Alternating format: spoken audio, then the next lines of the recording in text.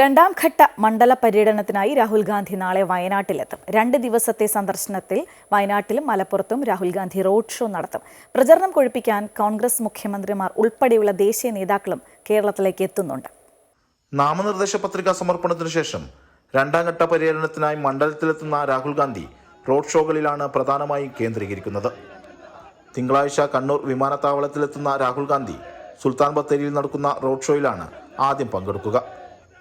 തുടർന്ന് പുൽപ്പള്ളിയിൽ നടക്കുന്ന കർഷക റാലിയിലും മാനന്തവാടിയിലും വെള്ളമുണ്ടയിലും പടിഞ്ഞാറത്തറയിലും നടക്കുന്ന റോഡ് ഷോകൾക്ക് ശേഷം വൈകിട്ട് കോഴിക്കോട് കടപ്പുറത്ത് നടക്കുന്ന UDF റാലിയിലും പൊതുസമ്മേളനത്തിലും രാഹുൽ ഗാന്ധി പങ്കെടുക്കും. തിരുവമ്പാടി, ഏറനാട്, വണ്ടൂർ, നിലമ്പൂർ നിയോജക മണ്ഡലങ്ങളിൽ പര്യടനമുണ്ട്.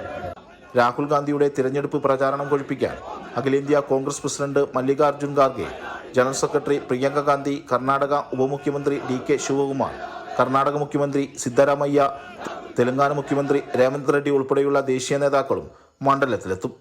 UDF സംസ്ഥാന നേതാക്കളുടെ നേതൃത്വത്തിലാണ് കുടുംബസംഗമങ്ങൾ നടക്കുന്നത്. രതീഷ്, അമൃത ന്യൂസ്, വയനാട്.